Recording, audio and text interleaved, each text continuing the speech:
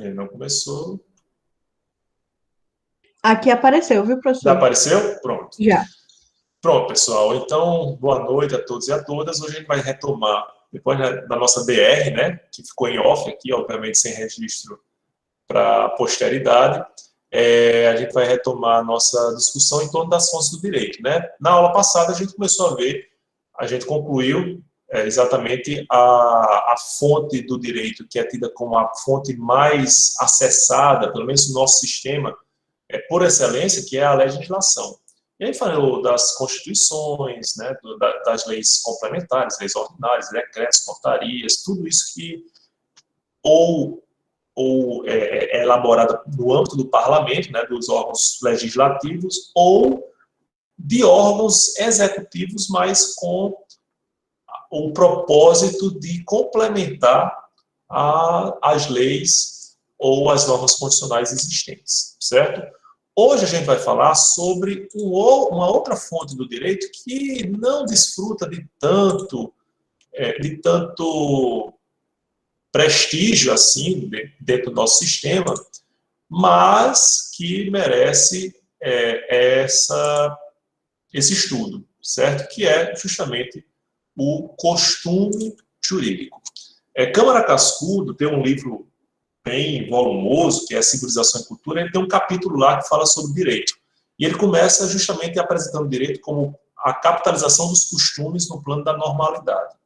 Isso para revelar que o direito ele aparece em primeiro lugar na nossa história, obviamente não a partir de uma lei, mas a partir do costume.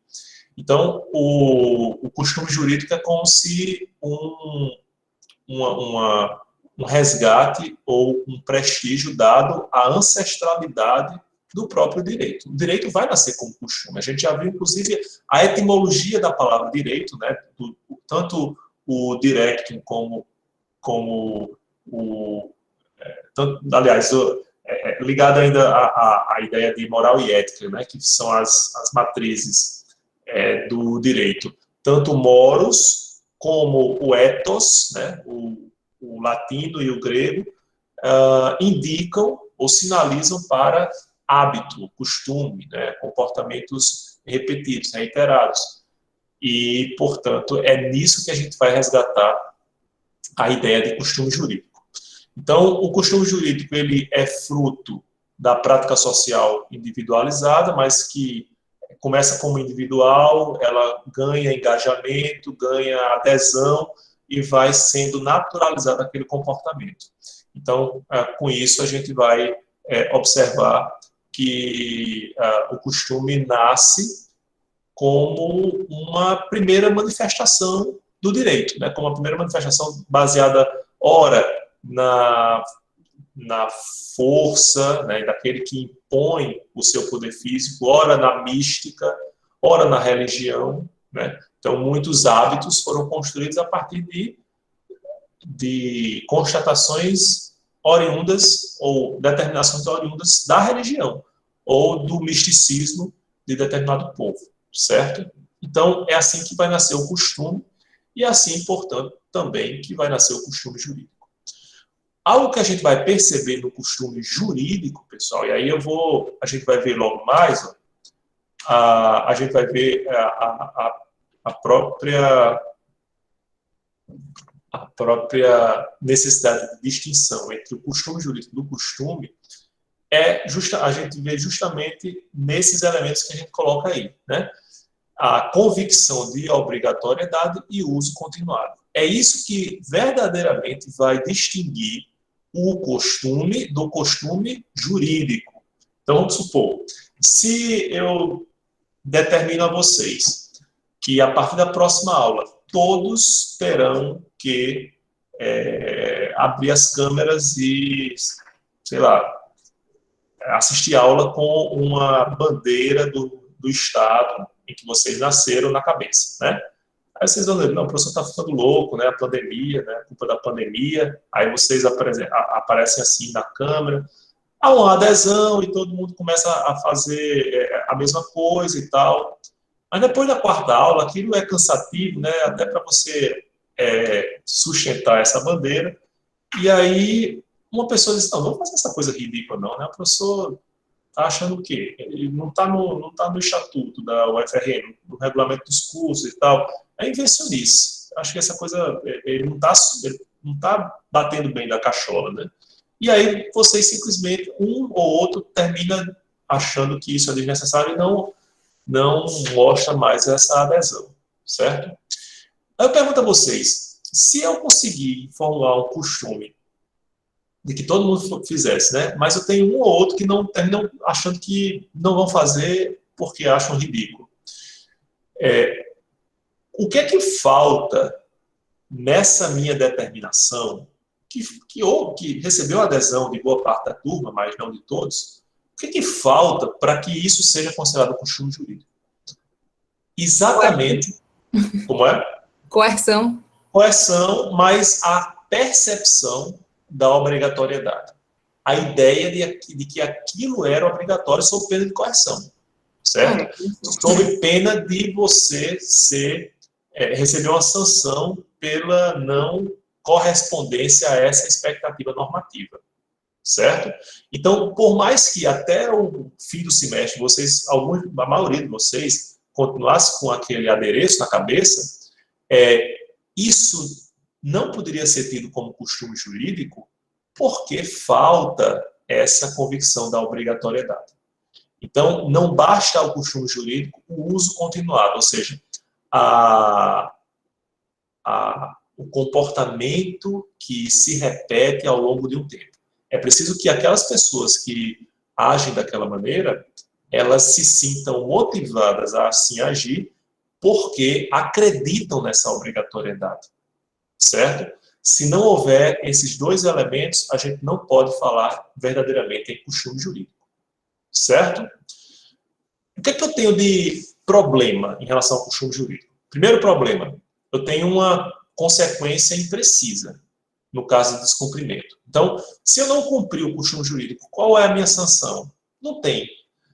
Vocês devem se lembrar, quando a gente mostrou o artigo 121, né, na aula passada, eu tenho lá, matar alguém, pena, reclusão de tantos a tantos anos, certo? Eu tenho, portanto, uma pena que, apesar de ela não estar precisa, dizendo que é de 4 anos e 5 anos, mas tem um limite, mas eu tenho limites. E o costume, o que é que vai me acontecer no caso de eu descumprir o costume jurídico? Nem sempre isso está muito preciso. Por quê? Porque isso não está escrito, certo? E vai depender justamente da variação da cultura do local, né, dos costumes que são próprios daquela localidade. Então, é um problema que eu vou enfrentar em relação ao costume jurídico, certo? E aí, ele é fruto da prática social individualizada e, em razão desse probleminha que a gente enfrenta, da sua imprecisão, a existência do costume precisa ser provada. Vocês têm aqui, né, aqui no artigo 376 do Código de Processo Civil, dizendo o seguinte: a parte que alegar direito municipal, estadual, estrangeiro ou consuetudinário, né, direito consuetudinário nada mais é do que um costume jurídico, provar-lhe-á o teor e a vigência se assim o juiz determinar. Então, se eu alegar no processo civil um costume, por exemplo, eu fiz assim, eu me comportei dessa maneira porque o costume me assiste, né? Ele alberga esse meu comportamento. Aí o juiz vai dizer, poxa, se é costume jurídico, você vai ter que provar. Como é que eu vou provar o costume jurídico? Eu vou falar para vocês o costume jurídico mais habitual, que é o costume comercial, costume empresarial, costume mercantil. Há na junta comercial um assento dos costumes mercantis, né, dos costumes comerciais, porque muitas práticas comerciais, elas não têm um amparo estritamente legal. O que eu quero dizer com isso? O comércio, ele nem sempre cabe na vagarosidade das modificações legislativas, né? E aí o exemplo que é mais comum, né, de costume jurídico é o famoso cheque pré-datado. Hoje a gente nem usa mais cheque, né? Então, assim, eu vou ter que até buscar outro exemplo.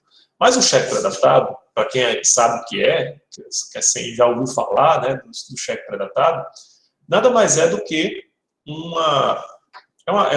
é tipo um contrato que você diz, olha, eu vou lhe dar um cheque aqui, mas você não saca agora não, você saca daqui a um mês, você saca daqui a 2 meses, certo? Por isso que eu vou botar essa data aqui para daqui a 2 meses. Ok. Só que o cheque é um título de crédito. E o título de crédito, ele tem, por natureza, no caso o cheque, é da sua natureza constituir uma ordem de pagamento à vista. Então, o cheque é para ser pago à vista, certo? Você data para definir quanto tempo você tem para sacar aquele dinheiro. Porque, como você vai apresentar aquele cheque ao banco, então você não pode simplesmente determinar que você vai sacar daqui a 7 anos.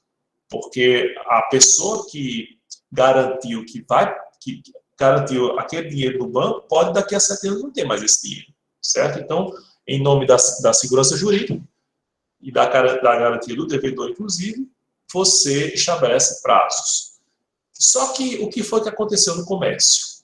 Eu quero vender, eu sou comerciante e quero vender. E aí a pessoa chega lá, o comprador, né, desejoso por aquele jogo do PS4, né, que estava lá, eu estava há tanto tempo mirando, né, querendo comprar, mas tudo é muito caro, porque, estou falando com você, que o meu estoque é verdadeiro, viu, Pedro? É esse aqui, ó, é o Google. Então, eu quero comprar, mas eu não tenho dinheiro agora. Eu vou receber o estágio, né, meu estágio riquíssimo do Ministério Público, e aí, mas é só no final do mês. Então, eu vou deixar para comprar no final do mês. Eu disse, não, que é isso, rapaz? Não é por causa disso que vai deixar de fazer negócio, né? Você faz o seguinte, você deixa o cheque agora, você bota para 30 dias, porque é o tempo que você tem recebido dinheiro, eu vou lá, só saco o dinheiro daqui a 30 dias. Beleza. E assim nasceu o cheque pré-datado. Só que esse costume jurídico, ele desnatura a própria constituição do cheque.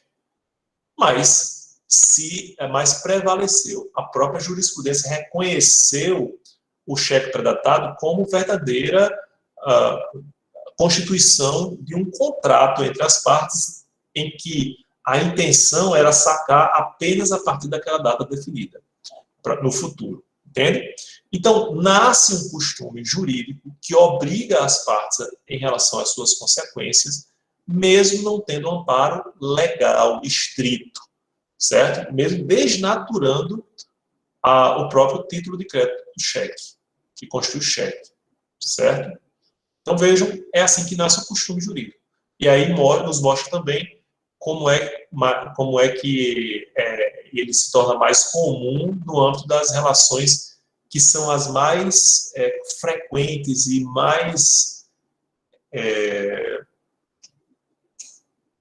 as mais vulneráveis às modificações da nossa sociedade, né? O comerciante não pode esperar a boa vontade do legislador e todo o processo legislativo para poder cumprir a sua missão de vendedor, certo? Bem compreendido até aqui, em relação ao costume jurídico? Professor, Pois não. eu tenho uma pergunta. Como é que a doutrina ou a jurisprudência em si aceitam os meios de prova de um costume jurídico? Como é que a parte pode provar a existência de algum costume e que é aplicável ao caso? Olha, nesses 20 anos de atuação profissional, não vou dizer nem 20 anos, eu sou advogado desde 98, então vai para 23 anos de prática jurídica, né? Eu nunca vi um costume ser alegado em juízo. Então, assim, é muito incomum. No âmbito comercial, isso é possível a partir desses registros na junta comercial. Se eu quero caracterizar um costume comercial como um costume jurídico, eu vou lá e registro na junta comercial e a qualquer momento eu posso captar esse registro, né? Mas eu preciso comprovar que várias pessoas estão aderindo àquela prática, né? Então eu posso apresentar contratos, eu posso apresentar hoje gravações, então todos os meios de prova admitidos, certo? Mas de todo modo eu tenho que fazer essa comprovação, certo? Então Ok. é bem amplo. Professor, Pois não? o costume jurídico, a gente poderia afirmar que ele é a fonte mais usada do common law ou não? Boa pergunta. Veja, o common law, que é o sistema de direito anglo-saxão, né, da Grã-Bretanha, dos Estados Unidos, ele hoje desde a sua origem, mas até hoje, é um sistema baseado no costume, mas costume referendado pela jurisprudência. Então, a gente vai ver logo mais, quando for tratado de jurisprudência como fonte do direito, é um costume que é chancelado pelo órgão estatal, que é o judiciário, certo? Ele capta o costume, mas chancela a partir do judiciário. A Constituição britânica, ela é costumeira, né? Então ela tem partes escritas, obviamente, mas muito das suas normas, elas foram construídas a partir dos costumes desenvolvidos ao longo da história britânica. O próprio regime parlamentarista né? De fato, exato. Então, vejam como é interessante. E eu não sei se quem assistiu a série The Crown vai perceber, em alguns momentos, a rainha fazendo algumas modificações em relação à sucessão, né? Então, ela tenta, de alguma forma, interferir nas normas a partir da instituição de atos normativos que vão, ora, ser produzidos no âmbito do parlamento, ora, a partir do que ela constitui como costume. Alguém ia perguntar? Professor, não sei se o senhor concorda, mas o costume da fila indiana, que não é positivado em local algum, mas que é adotado por instituições bancárias, tudo no dia a dia. Seria um costume bem didático para apresentar um costume jurídico, aliás? Pois é, exatamente, né? O respeito à fila. A gente não tem, em todo canto, acho que no mundo, a gente tem mais ou menos a noção da necessidade desse respeito, né? Apesar de eu não ver, pelo menos, não conhecer uma norma que positive, de forma escrita, essa obediência, né? O que é que vai me impedir de assumir a frente de uma fila? Quando tem uma fila de banco, assim, não, eu vou ficar aqui. Aí você diz, não, isso é um absurdo. Aí tem aquele povo que chia, né, que faz com razão, né, que faz a confusão, aí você é colocado lá para trás. Aí, vocês podem testar quando a pandemia passar, obviamente, né? Eles não, vou aqui para frente. Aí, sim, por que você está aqui na frente? Não, me diga uma norma que me impeça de estar aqui na frente. Aí vocês vão fazer uma pesquisa empírica, né, dessa constatação, e que é uma norma costumeira que termina tendo um uso reiterado, um uso disseminado, e eu acredito que possui obrigatoriedade, ou seja, um costume jurídico muito bem colocado. Certo? Tranquilo? Bom, a gente tem uma classificação do costume jurídico que geralmente é colocada da seguinte maneira. Eu tenho, de um lado, o chamado costume secundum legem, que é o costume segundo a lei. Vejam aqui esse exemplo aqui do artigo 596 do Código Civil brasileiro. Não se tendo estipulado nem chegado a acordo as partes, fixar-se-á por arbitramento a retribuição, segundo o costume do lugar, o tempo de serviço e a sua qualidade. não importa o que é que ele está determinando aqui, mas o que eu queria que vocês observassem é que o próprio texto da lei diz que, nessa situação, a retribuição será fixada por arbitramento segundo o costume do lugar. A lei faz menção expressa à obediência a esse costume.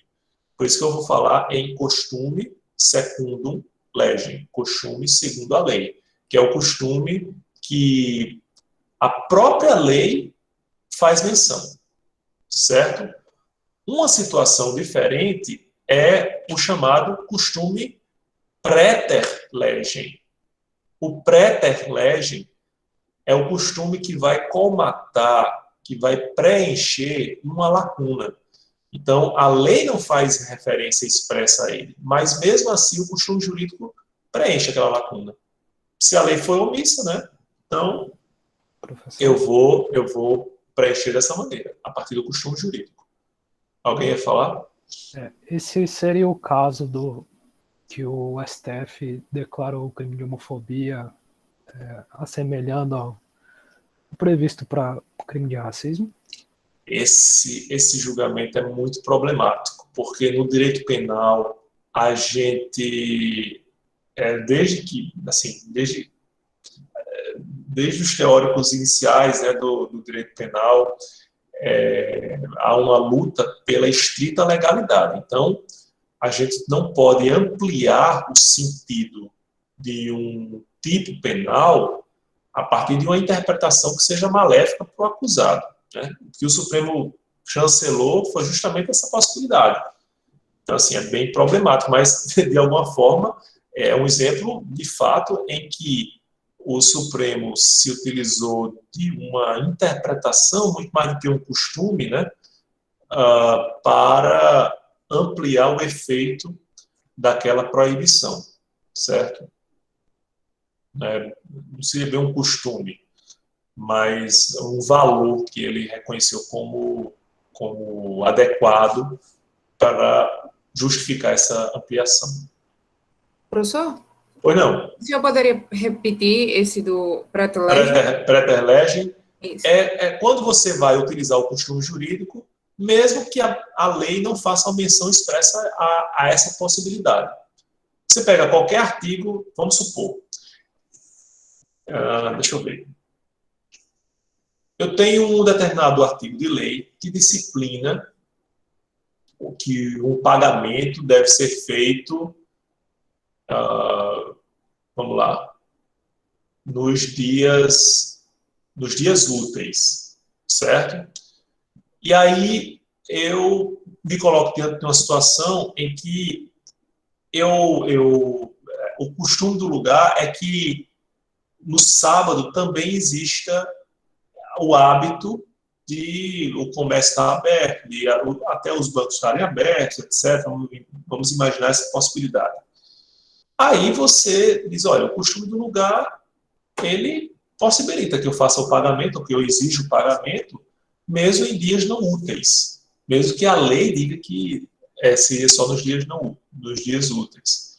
Então, nesse caso, se a lei obriga a que seja nos dias úteis, não é nem uma questão de costume praeter legem, é um costume contra a legem, né? A próxima espécie que a gente vai tratar aqui. Aí vocês veem como é difícil a construção de exemplo na bucha, né? Mas, basicamente, Laura, essa situação em que a lei ela não prevê expressamente a possibilidade de aplicação do costume, mas mesmo assim o costume é aplicado como forma de preencher essa lacuna. Obrigada, professor. Entendi. Diferente do contra-legem. O contra-legem, o costume, ele vai atuar contra a letra da lei, né? Então, a lei determina algo, e aí o costume se sobrepõe a esse algo. E aí eu tenho duas possibilidades de apresentação desse costume contra a legem, que é o desuso, nada mais do que a chamada desuetudo, que é um afastamento da lei em razão da falta de amparo social, certo? Isso aconteceu quando houve o novo Código de Trânsito Nacional, o novo, né? O novo, só se for para mim, porque é um código muito antigo. A gente falava na época de estudante, né? O novo Código Transnacional. Quando o Código Transnacional em vigor no país ele foi instituído, por exemplo, trazendo a obrigação todo mundo diz, não, agora você é obrigado a usar cinto de segurança. Sempre foi obrigado a usar cinto de segurança, só não havia fiscalização, né? E aí houve essa ideia, essa ênfase, e as pessoas terminaram usando cinto de segurança. Apesar de ainda no banco traseiro não ser a regra, mas no banco dianteiro a gente cria o hábito, né? Isso é positivo, inclusive. Mas eles instituíram, vocês não vão se lembrar disso por óbvio, que não eram nem nascidos, instituiu o kit, né, o kit, não é o kit Covid não, é o kit primeiros socorros. Então, todo carro tinha que ter um kit primeiros socorros, vendia nessas farmácias mesmo. Aí tinha lá esparadrapo, uma tesourinha, né, para cortar, gaze, né, sei lá mais o que, band-aid, etc. Todo carro tinha que comprar esse kit. Só, pessoal, que para você prestar primeiros socorros, você tem que ter um certo conhecimento, sob pena de você piorar a situação. E o que é que se provou? Esse kit primeiros socorros, você vai ver um carro e bate a 80 km por hora. Não é a gás que vai resolver o seu problema, não, meu amigo. Você precisa de uma intervenção médica, às vezes urgente, né, para socorrer aquela pessoa. E nem pode mexer, viu? Em muitos casos. A pessoa mexe e causa uma lesão, só por causa da movimentação. Exatamente. Então, o que é que se provou? A absoluta insustentabilidade dessa exigência.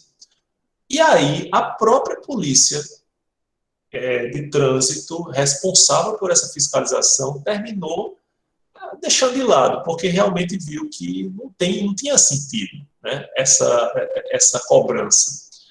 E isso aconteceu de tal maneira que o legislador terminou revogando essa exigência, certo? Então, vejo como é que ocorre.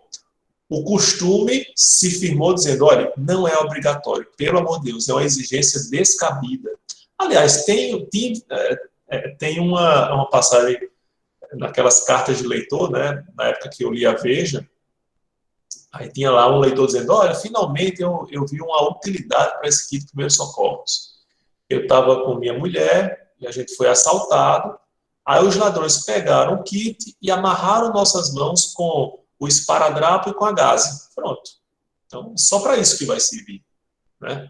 Aí, deu certo. Deu certo. E assim, esse kit foi tão mal visto, né, tão malhado, né, foi cancelado, né, na tecnologia de hoje, que aí o próprio legislador ratificou esse cancelamento a partir da revogação dessa exigência particular. É um exemplo, portanto, de um costume contra legem, né, que vai, a partir da justificativa da falta de amparo social, revogar aquela obrigatoriedade, certo? Eu posso ter tanto um desuso, como também uma abrogação, que é como se fosse uma substituição da regra anterior. Não é o caso do kit de primeiros socorros.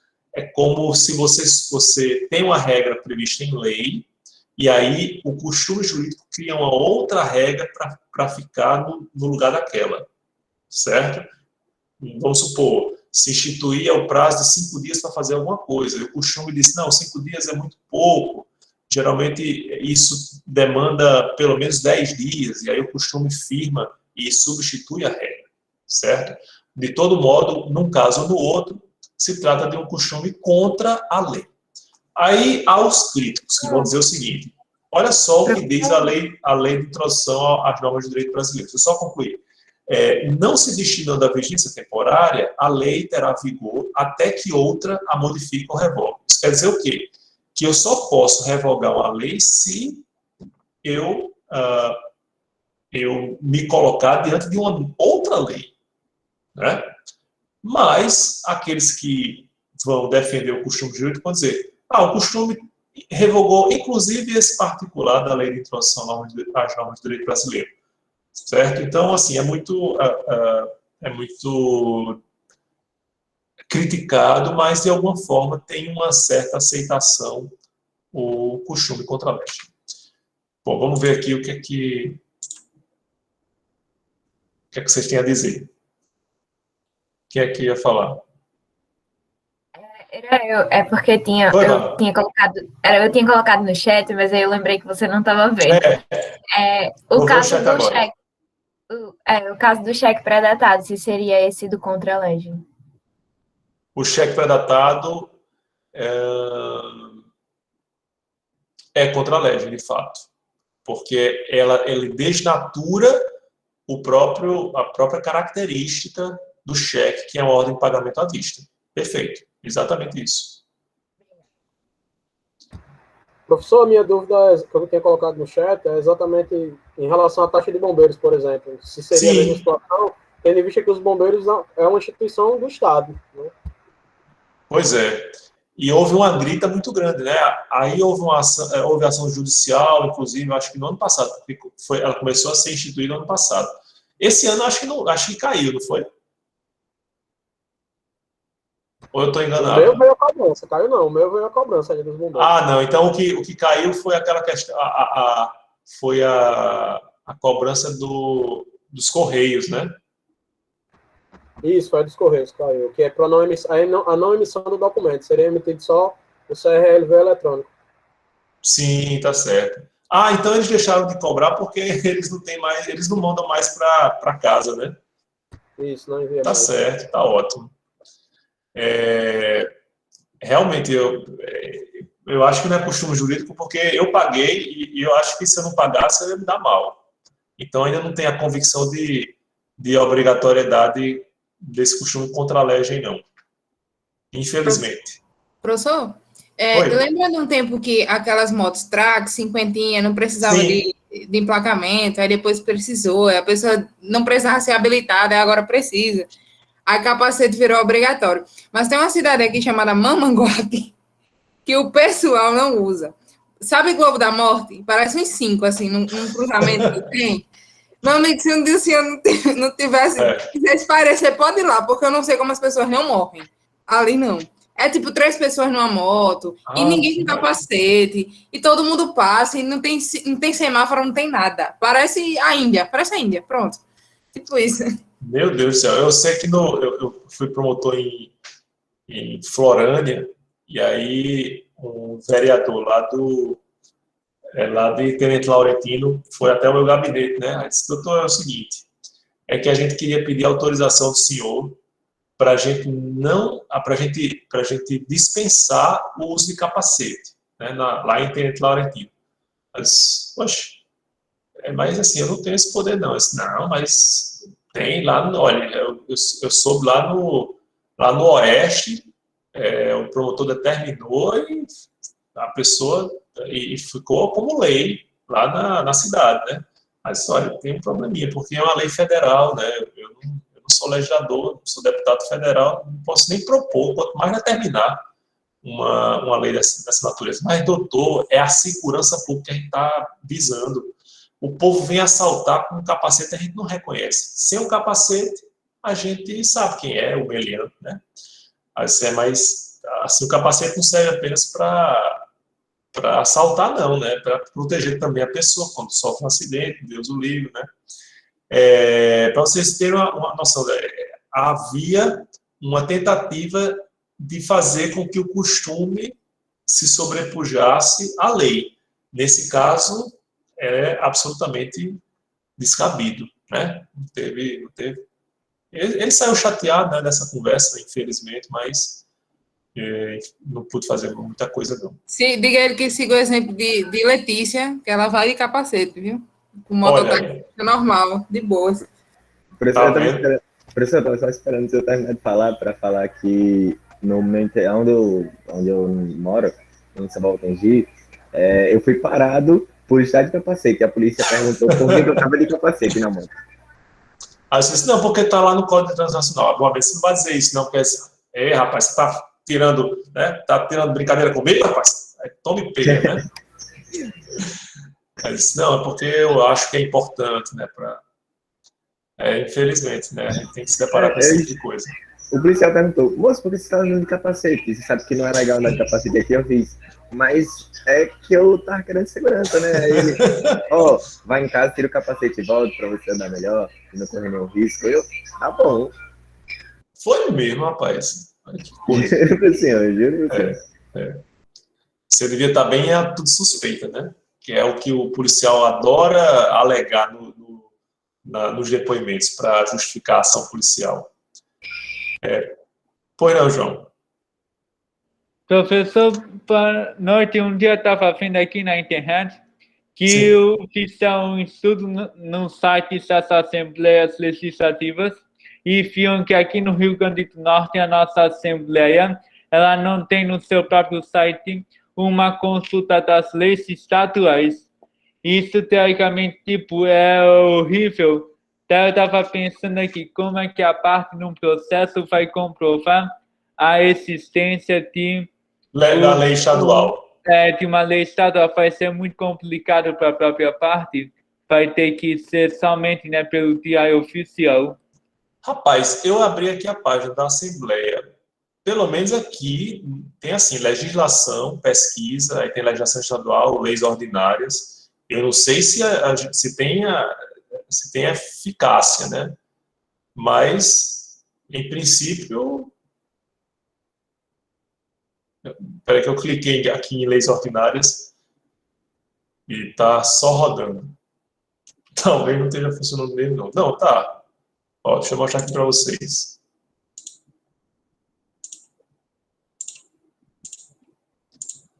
Tá vendo? Ó? 2017.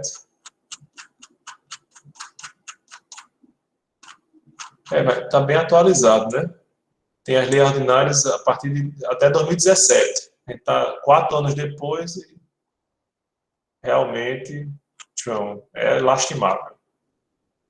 Então, tá vendo aqui, ó, legislação, pesquisa, legislação estadual.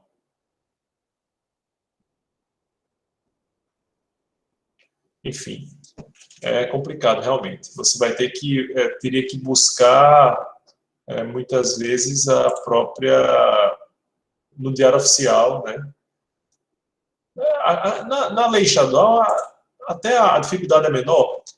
Existem municípios em que a gente tem que buscar nos arquivos da Câmara, escrito à mão ainda. Lá em Macaíba eu me deparei com as situações dessas. Eu tive que... O advogado da Câmara me mandou a lei, mas era escrita à mão, da década de 70. Né? Enfim, acontece. Mas com certeza eu concordo com você que é uma dificuldade no acesso, né, à própria normativa. Pois não?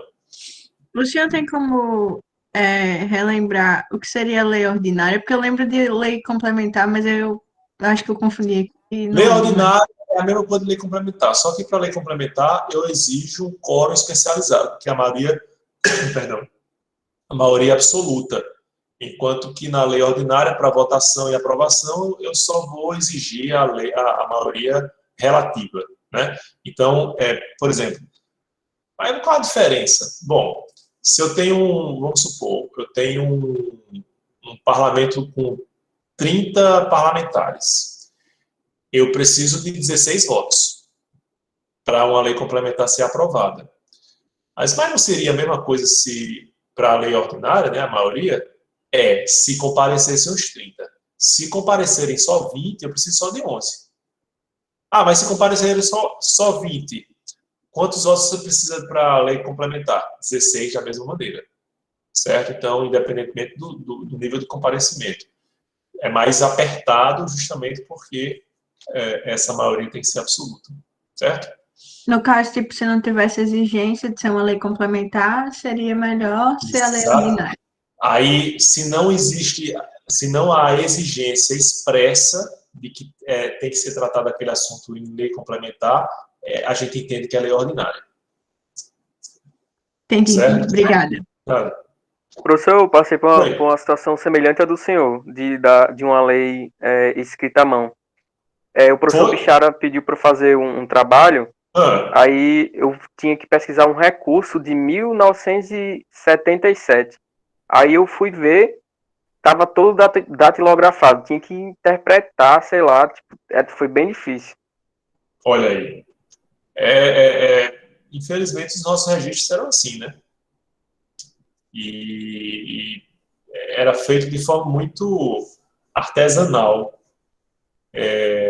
principalmente nessas câmaras legislativas municipais, então, né? Mas o meu era à mão, não era nem datilografado, era pior ainda. Pior ainda, com certeza. Bom, pessoal, entendendo até aqui a questão do costume jurídico, eu só também tirei o exemplo de alguns crimes que terminam desaparecendo, né?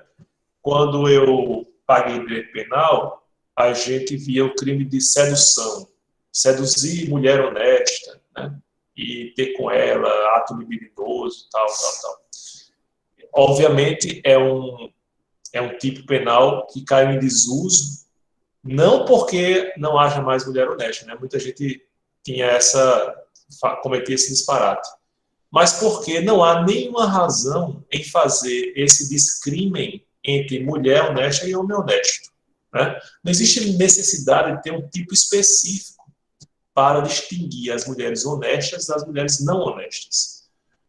Eu estudei, eu tive contato com o livro de direito penal, eu já disse até a vocês aqui, que dizia que não podia haver estupro de prostituta, porque ela não tinha dignidade sexual a se defender.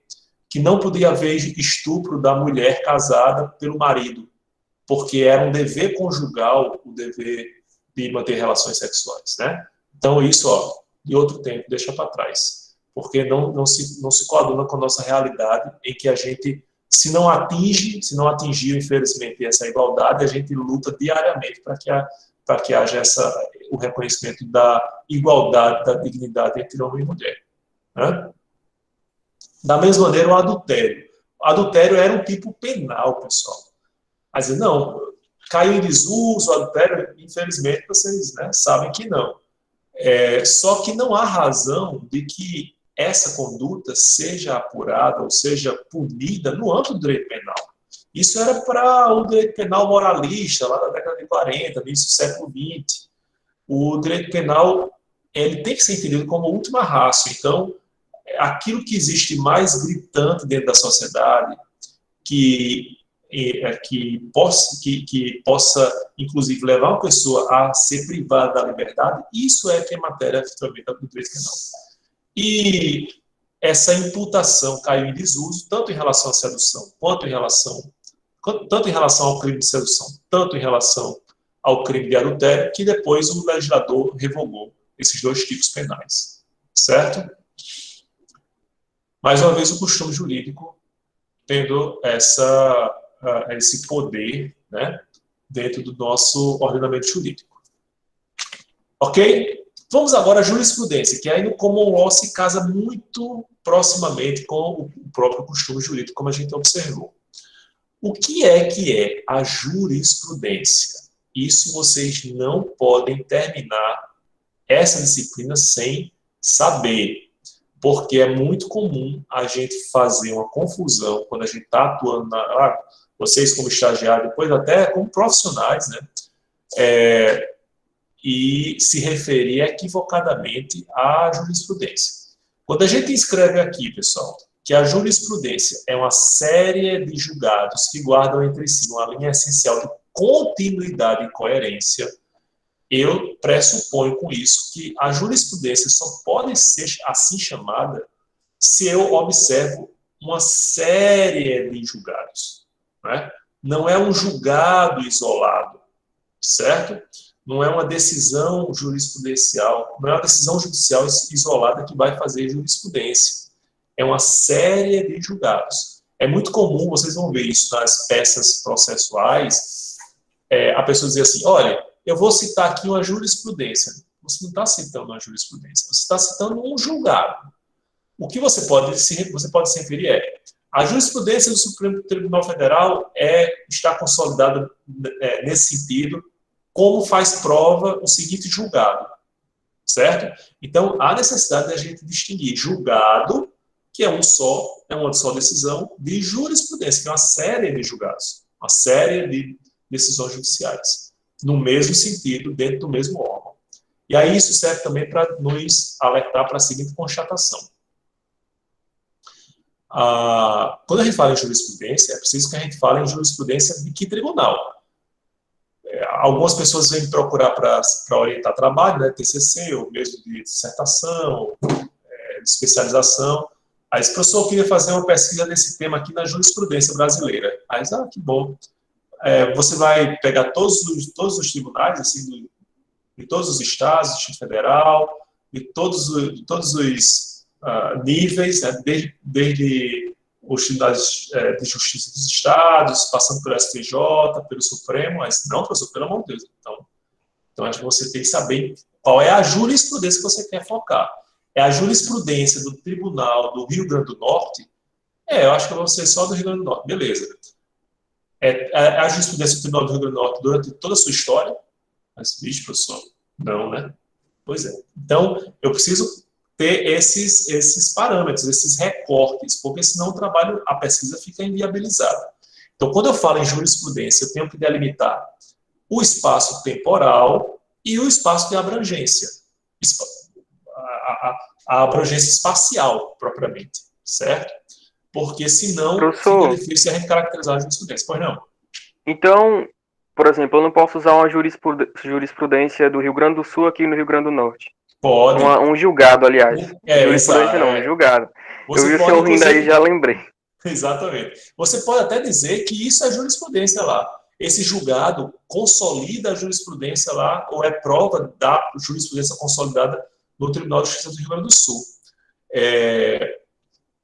O que você não pode dizer é que esse julgado é jurisprudência.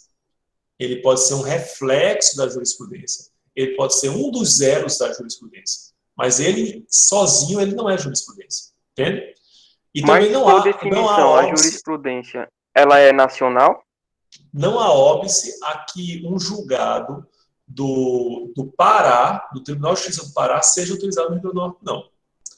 Porque pode ser que os argumentos utilizados lá sirvam para o meu caso aqui. Entende?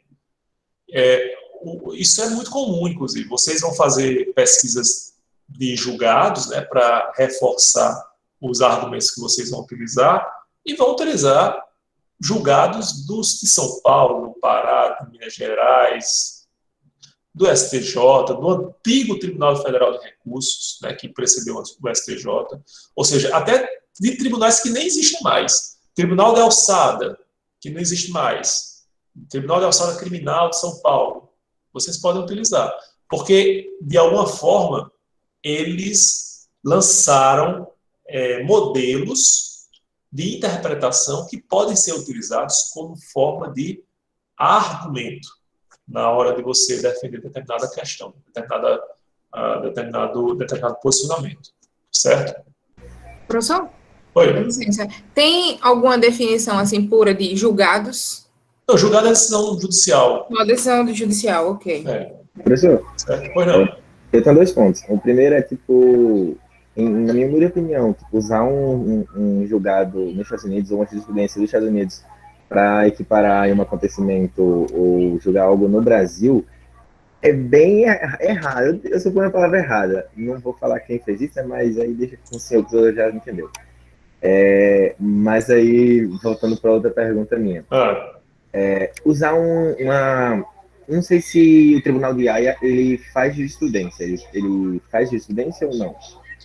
Ele faz jurisprudência, mas, veja, mesmo em relação ao julgado da Suprema Corte norte-americana, não há impedimento de a gente utilizar esses julgados para a compreensão de questões do Brasil. O que é que a gente tem que repelir? O que é que a gente tem que evitar? Simplesmente importar determinado posicionamento sem qualquer critério, entende? As decisões judiciais da Suprema Corte norte-americana são muito mais discutidas, são muito mais trabalhadas do que as decisões da nossa Suprema Corte. A Suprema Corte norte-americana julga em um ano o que o Supremo Tribunal Federal brasileiro julga em um dia, né? Então, não tem como ter profundidade nesses julgamentos. Vocês estão dizendo, mas tem esses julgamentos que a gente vê na televisão, julgamentos como está acontecendo hoje no âmbito do Supremo Tribunal Federal, sobre a abertura ou não dos templos religiosos, né, diante da pandemia. Mas o Supremo não decide só isso não, pessoal. Diariamente decide várias outras questões. O cara que foi preso lá em Mato Grosso e que continua preso e que já saiu o resultado, né, Fábio? Está dizendo aqui, 9-2. Quem foi que votou também, além de Cássio Nunes? Toffoli. Cássio Nunes e Toffoli. Esperado. Enfim. Nenhuma surpresa, né? Eu nem sei, assim, é surpresa e nem tanto, né? Porque desde o princípio o Toffoli assumiu uma postura de vamos dizer assim, de amizade, né? De abertura com o governo que pretendia instituir essa possibilidade, né? Mas, enfim, o que eu quero dizer, apenas acatando aqui a provocação de Adriano, é que pode haver essa inspiração. O professor Marcelo Neves tem um livro que é sobre o transconstitucionalismo. Então, ele defende que há essas ligações entre vários ordenamentos jurídicos, entre várias constituições, né? E isso não é de todo ruim. Por exemplo, vocês vão ser alunos de professor em Direitos Humanos, e professor... Meu Deus... Leonardo Martins. Leonardo Martins. E o professor Leonardo Martins, todo ano, vai fazer pesquisa na Alemanha, e tem vários livros publicados sobre a jurisprudência da Suprema Corte, do Tribunal Constitucional Alemão, né? Às vezes vai dizer, poxa, isso é diletantismo, né? Não tem nenhuma utilidade, tem grande utilidade. Porque, assim como a Suprema Corte norte-americana decide com muito cuidado, né? O assunto é muito discutido, vários julgamentos, vamos dizer assim, paradigmáticos do Tribunal Constitucional Alemão vão também nos servir. Sobre liberdade de expressão, né? Sobre questões mesmo de cotas e sobre vários outros assuntos. Então, sobre conflitos entre princípios. Então, assim, com o poder de argumentação, é muito útil a gente recorrer à jurisprudência, pessoal. E o que a gente vai enxergar como grande diferencial da jurisprudência? Quando o juiz se depara diante de um caso concreto, ele, muitas vezes, vai se deparar com uma situação que não foi antevista pelo legislador. Ela não foi imaginada pelo legislador. O legislador do Código Civil, ou mesmo do Código Comercial, que estava em vigor quando a internet surgiu no país, não previu o contrato eletrônico feito entre pessoas, um aqui e outra, e um servidor que se hospedava na Turquia, né? Ele não previu isso. Nem era desejável que ele previsse isso, certo? Mas o juiz, diante de um conflito gerado nesse contrato, ele vai ter que decidir. Então, ele pode se valer de elementos de motivação, de fundamentação, de argumentação, elementos hermenêuticos, para decidir determinado conflito, e isso vai se consolidando, isso vai se firmando. Isso tem influência não apenas em outros julgados, mas na própria legislação. O legislador, poxa, olha só como os juízes estão decidindo. Então, a gente vai ter que acolher isso, né? Aconteceu, por exemplo, em relação ao reconhecimento da união estável. A gente já falou sobre isso. União estável no Brasil era proibida. A pessoa que vivia no antigo chamado concubinato, né? Eram pessoas que não eram casadas entre si, mas elas viviam juntas como marido e mulher.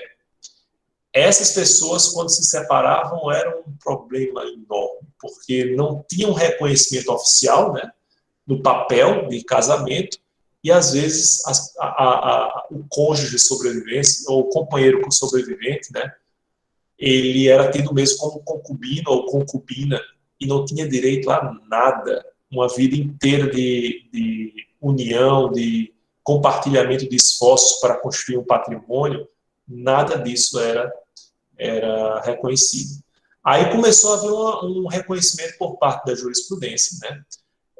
No âmbito previdenciário, depois no âmbito do direito de família, até que o legislador disse, não, todo mundo já está decidindo isso, todo mundo está reconhecendo, né? Então eu vou reconhecer também. Eu fiquei sabendo na semana passada que o professor Ivan Lira, que é professor do curso de Direito Penal, ele como juiz, ele foi um dos primeiros que reconheceram aqui no âmbito da seção judiciária do Rio Grande do Norte, que é a Justiça Federal, a união estável de pessoas do mesmo sexo, né? Então, assim, ele pôde julgar dessa maneira, mesmo contrariando a lei, porque ele vai se informar em outros elementos de convencimento, entende? E o que foi que prevaleceu, inclusive no âmbito do Supremo Tribunal Federal? A possibilidade da união estável de pessoas do mesmo sexo, certo? Professor, salve engano, eu pago com o Ivan Lira, eu acho que ele citou na aula que essa decisão dele foi citada em um livro sobre sentenças inovadoras. Pois é. E, inclusive, essa decisão foi tão assim, tão bem elaborada, tão bonita, inclusive, pelo símbolo que ela representa, que a então desembargadora do Tribunal Regional Federal disse, poxa, quem é esse rapaz, né? E depois, inclusive, o convidou para, ele ainda no início de carreira, para assessorá-la lá junto ao tribunal, né? E o professor Ivan é uma pessoa, Maria, foi meu professor de direito penal, e tenho maior admiração. Eu admiro ele mais que tudo, e tipo, eu não sei me portar na aula dele, eu não sei como me colocar, eu evito falar, porque ele é juiz de uma causa minha, então eu não sei como... Vixe, Maria, essa aí é autoridade mesmo, então... realmente, então é melhor você nem falar mesmo. Calado, eu prefiro ficar calado. É verdade. Bom, tranquilo, pessoal? Até aqui? Sim, professor. Bom, vamos falar um pouco mais sobre jurisprudência, né? Vocês já sabem agora o que é a distinção entre julgado e jurisprudência, né? Não vão mais se referir a uma decisão judicial como se aquilo fosse a jurisprudência, certo? Ela pode ser um elo da jurisprudência, ela pode ser o motivador da jurisprudência, mas não é a jurisprudência, que pressupõe uma série de decisões judiciais. Mas vamos aqui ver como é que ela se constitui. Isso a gente já falou. Ela se constitui a partir do que a gente poderia considerar um método indutivo, porque vai do particular para o geral, então você tem várias decisões acontecendo, várias decisões em vários casos parecidos, e aí, a partir da constatação de que aquelas decisões são assemelhadas e rumam no mesmo sentido, você constrói uma regra geral. É diferente da legislação. A legislação tem uma regra geral que vai se aplicar aos casos específicos, né? Vejam como é invertida a lógica da jurisprudência em relação à legislação.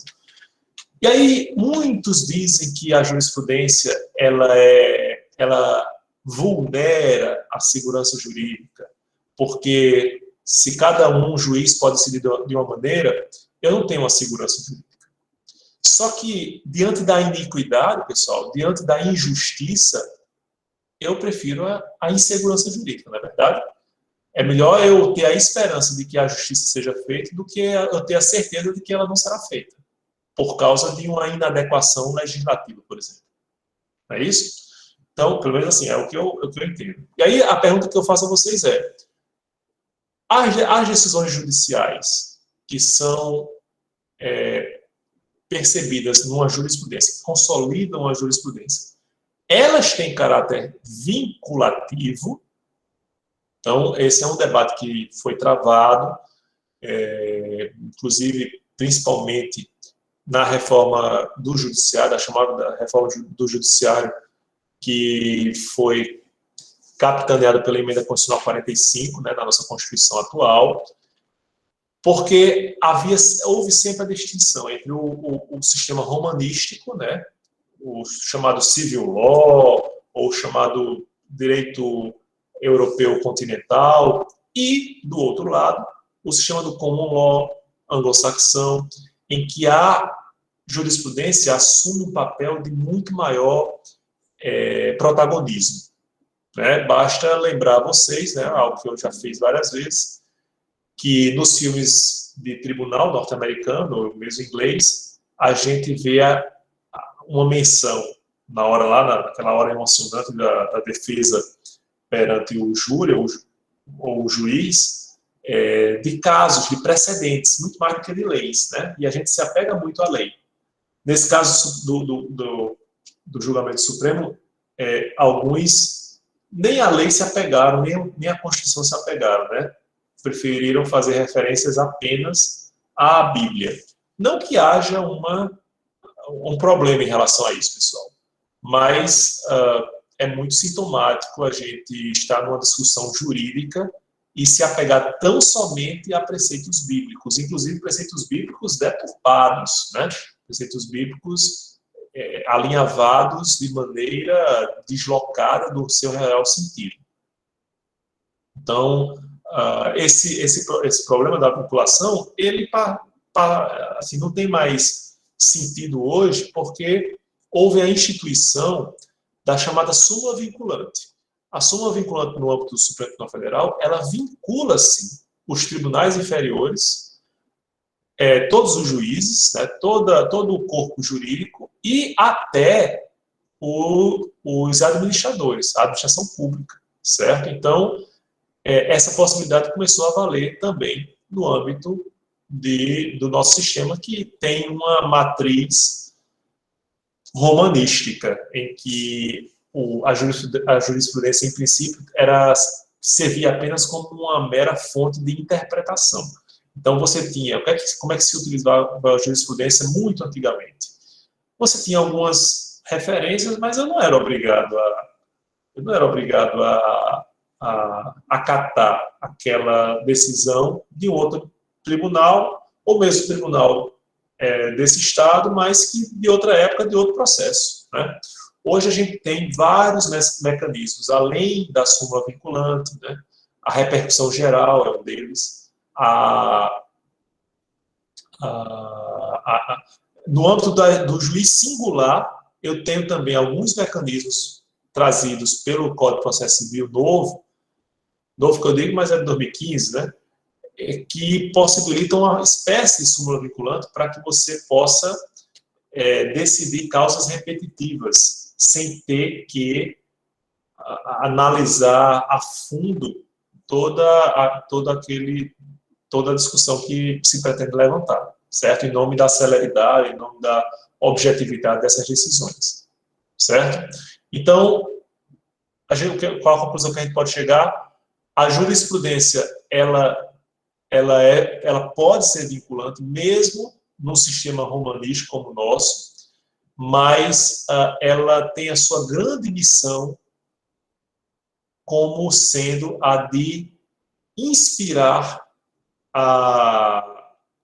as modificações de interpretação, de inspirar um olhar mais próximo daquele que se deseja em relação as normas jurídicas desse ordenamento, certo? Tranquilo? Ora, se a gente fala disso da jurisprudência, que dirá da doutrina, né? A função maior da doutrina é justamente a de elaboração, interpretação e aplicação das normas jurídicas. E ela tem uma importância ainda maior quando essas normas jurídicas elas não estão muito claras, né? O que é a doutrina, pessoal? É aquilo que você encontra nos comentadores dos códigos penal, civil, processual civil. É aquilo que vocês vão encontrar nos livros de teoria geral do direito, certo? Isso é o que se chama doutrina. Isso são construtos dentro da ciência jurídica para possibilitar a melhor compreensão e aplicação e interpretação do próprio direito, certo? Aí vocês podem perguntar, como é que isso funciona, professor? Então, quer dizer que eu, como doutrinador, eu posso determinar a interpretação de uma norma jurídica? Não de forma direta. A doutrina não tem caráter vinculante, né? Mas, pela coerência e pela fundamentação do doutrinador, eu posso me inspirar nessa sua defesa, nessas suas considerações, para fazer ver ao julgador que a minha causa tem sentido, tem fundamento. Entende? E ela tem uma importância muito grande, muito maior, justamente quando a gente se depara com situações em que o direito não está atendendo a contento aos novos anseios sociais. Então, se eu disse a vocês que a jurisprudência foi pioneira na compreensão da possibilidade de união estável entre pessoas do mesmo sexo, a doutrina fez isso de forma muito anterior, certo? Então, a ciência do direito ela tem essa função mais aberta de possibilitar esse refletir, né, principalmente em relação a casos novos e a casos pouco estudados, né, a casos pouco enfrentados no âmbito da jurisprudência. Certo? Alguma dúvida em relação à doutrina? Não é doutrinador aquele do Apolo doutrinador, não, de rock, viu, pessoal? Ninguém entendeu essa piada. Não é da época de vocês. Apolo doutrinador. Que agora chamam por Apollo Creed, mas tira totalmente o encanto, né, do Apolo doutrinador lá de Rock 2. Rock 1 e Rock 2, na verdade. Bom, fechando parênteses de viagem no tempo, vamos falar das fontes negociais. Vocês se recordam do conceito de fontes do direito que a gente adotou no início dessas aulas, lá na terça-feira passada? Tipo, a origem do direito, no caso, seria. Isso. Mas aí eu dizia assim, centro emanador, né, lá acolhido de Risato Nunes, centro emanador de normas gerais.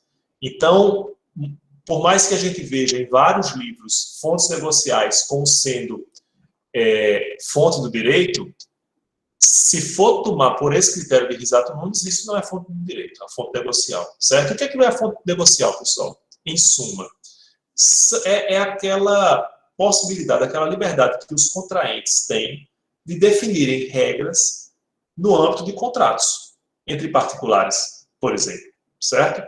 Então, observem, eu vou alugar um imóvel. Eu tenho toda a disciplina do contrato de aluguel lá, do contrato de locação lá no Código Civil. Mas eu posso querer estipular algo diferente que esteja disciplinado ali. Por exemplo, eu quero que o pagamento ocorra em Bitcoin. O pagamento ocorra nos dias ímpares, alternadamente. Ou seja, você pode criar qualquer coisa, desde que não contrarie a lei. E isso que está sendo construído no âmbito ali das partes contraentes é um direito nascendo, né? É um direito sendo estipulado e crescendo para vincular aquelas pessoas. Mas é bom que se frise, são normas individuais, certo? Elas têm, portanto, essa função, a mesma função que a gente vai ver lá do costume preterlege. Às vezes a lei não dispõe sobre tudo. Então, as fontes negociais atuam como fontes preterlegem, ou seja, de apoio à lei, que vão preencher lacunas da lei, certo? É nesse sentido que elas são importantes. Tranquilo? Vamos à analogia. Alguns autores vão dizer, analogia não é fonte do direito. Analogia é um mecanismo de preenchimento de lacuna. É um instrumento para preencher um vazio que a lei deixa no seu texto, né? E aí eu vou tentar explicar para vocês como é que funciona a analogia. Vamos supor que exista uma lei que disciplina um caso que tenha essas características aqui, ó. A, B, C, D e E. Esse caso aqui, ele tem essas características. Vamos supor que cada letrinha dessas é uma característica desse caso. Por exemplo, firmado entre pessoas capazes, firmado no estado do Rio Grande do Norte, firmado, cada característica é uma letra, certo? E aí eu tenho a seguinte situação, pessoal. Eu tenho um caso que ele é muito, mas muito parecido com esse primeiro aqui. Ele tem a característica A, ele tem a característica B, ele tem a característica C e tem a característica D, mas ele não tem a característica E. E outra, não existe uma lei disciplinando exatamente aquele caso. O que é que eu posso fazer? Uma saída é justamente utilizar a analogia, porque os casos são tão parecidos que, diante dessa lacuna, mais uma vez, é um instrumento preterlegem, né? Para comatar essa lacuna, para preencher esse vazio. Eu vou aplicar essa lei 1, certo? Que disciplina um caso muito parecido. Entende? Aconteceu na antiga redação do Código Penal. A gente tinha 2 tipos de crime contra a ordem, contra a liberdade sexual. A gente tinha lá diferentes. O crime de atentado violento ao pudor, que era praticar qualquer ato libidinoso diverso da conjunção carnal, e tinha o crime de estupro. O estupro era apenas relacionado à conjunção carnal, né, à cópula vagínica. E por isso o estupro, por definição, só podia acontecer entre homem e mulher. Certo? Dentro do Código Penal, também havia a possibilidade da isenção de pena, né? Não era punido como fato típico o cometer o abortamento, né? Se a mulher se tratasse de mulher vítima de estupro. Então, vamos supor, a mulher foi estuprada, o Código Penal diz, olha, se ela quiser realmente praticar o abortamento de seu feto, né, de seu bebê, isso não vai ser punido como crime, certo? Só que o que é que acontece? A lei falava de vítima de estupro, mas a literatura médica registra também a possibilidade de a mulher engravidar, é bem remota, mas existe essa possibilidade registrada na literatura médica, de a mulher engravidar sem que tenha havido cópula vagínica. Então, pode ter sido coito vestibular, né, que tem uma expressão popular que eu não vou dizer aqui. Então, assim, não houve a conjunção carnal, né, o pênis não entrou na vagina, mas, tendo ejaculado fora, a mulher terminou engravidando, certo?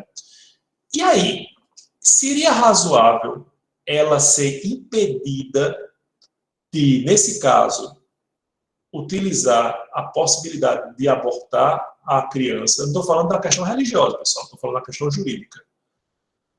E enquanto que, se ela fosse vítima de estupro, ela poderia usar essa possibilidade.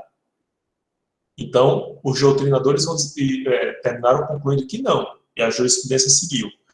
Então, o que foi que aconteceu? Aplicou-se analogicamente aquele permissivo que era utilizado apenas em relação ao estupro para também as vítimas de atentado violento ao pudor, certo? Porque havia muita semelhança entre as situações. As penas, inclusive, eram as mesmas do acusado de estupro para o acusado de atentado violento ao pudor, né? Então, de tão semelhantes, não há razão para não aplicar analogicamente a lei nesse caso. E aí eu queria só fazer um adendo, que vocês podem chegar à conclusão de, então quer dizer que o que o Supremo Tribunal Federal fez foi certo em relação à ampliação, né, por analogia, do crime de racismo, também aplicado às pessoas, ao preconceito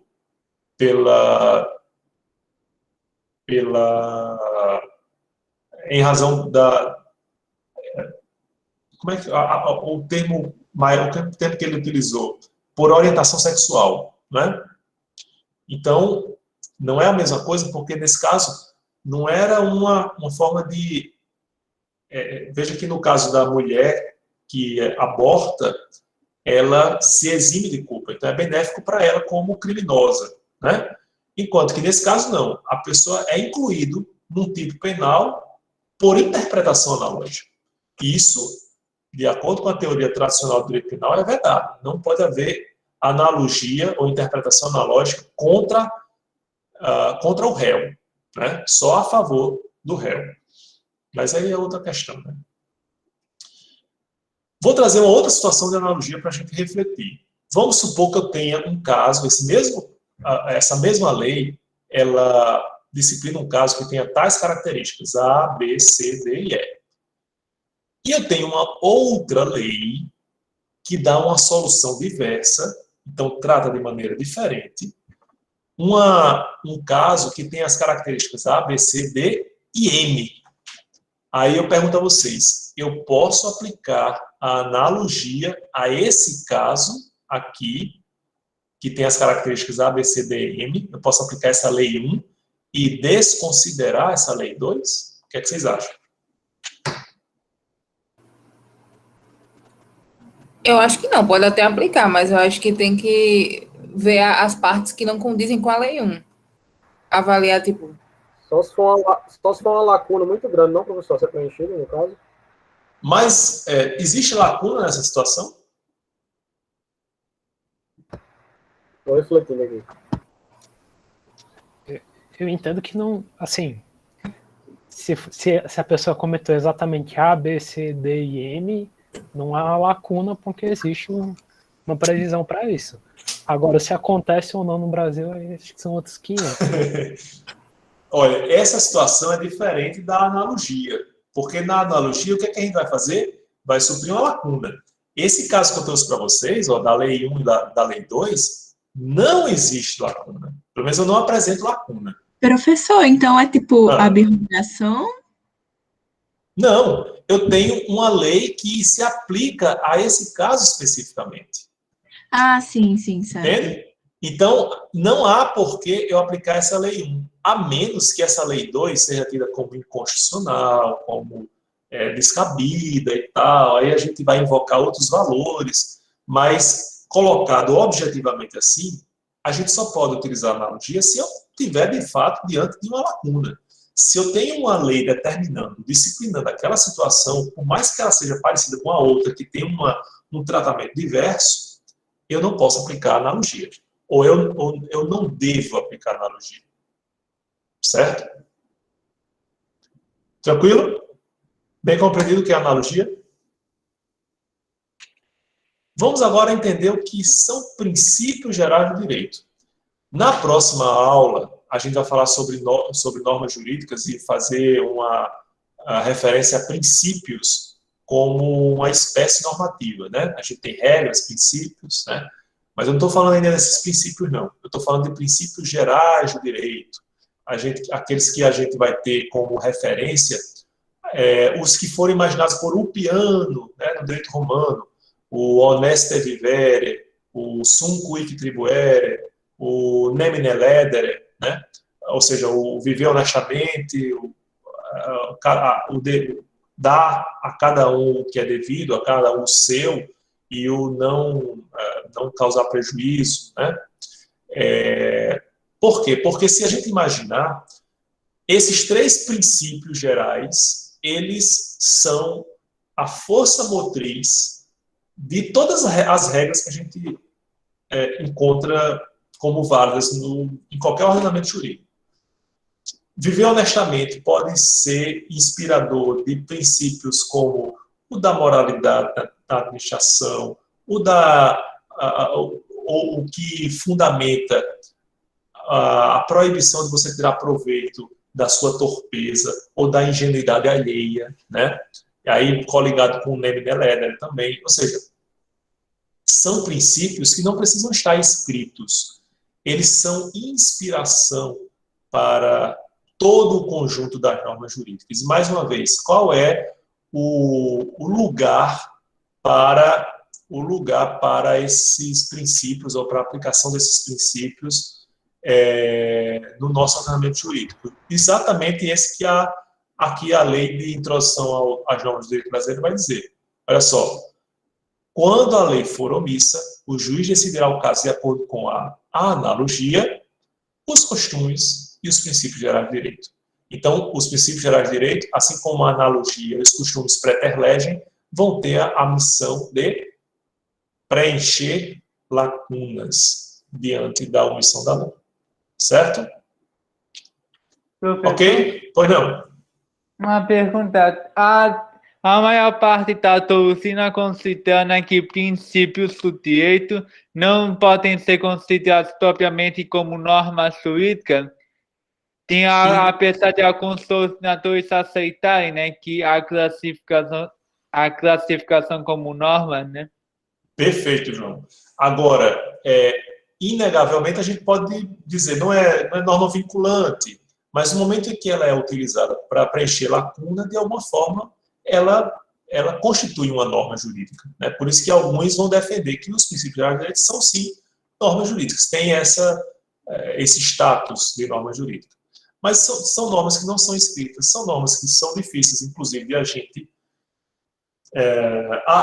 a gente apalpar, né, de tocar, de ver na sua concretude, certo? E por isso eles são tidos como um último instrumento para serem utilizados quando necessário, certo?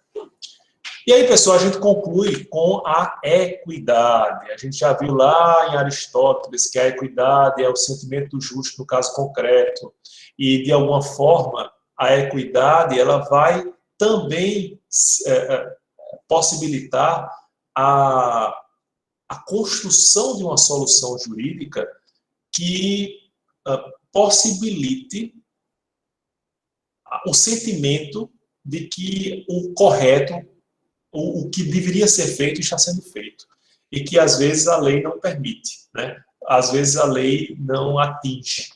Então, em outras palavras, a equidade é uma correção à lei que o juiz, né, o operador do direito, pode realizar diante dessa necessidade, certo? A gente vê aí no artigo 4º da lei de introdução, quando a lei for omissa, a gente já viu, né? O juiz decidirá o caso de acordo com a analogia dos costumes dos princípios gerais de direito. Aí a gente vê um exemplo lá do Código de Processo Civil da aplicação da equidade. Vejam só, no caso de divergência entre as partes, isso em relação a determinados procedimentos, que são chamados procedimentos de jurisdição voluntária, em que não há conflito propriamente.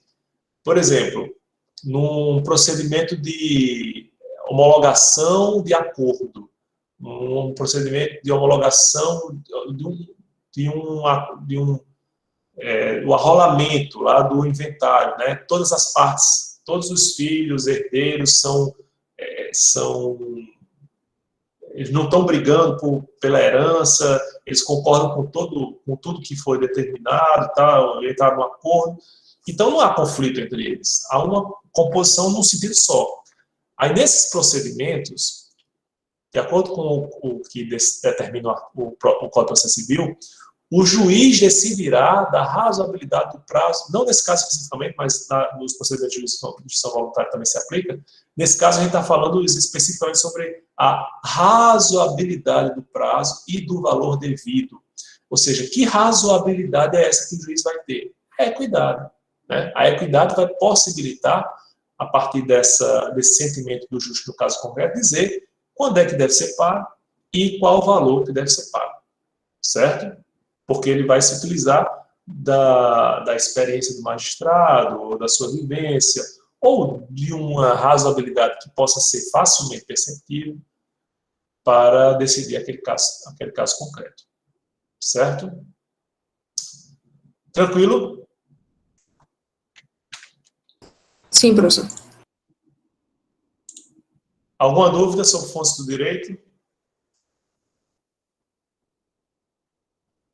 Não, professor, só tempo para digerir, processar. Certo.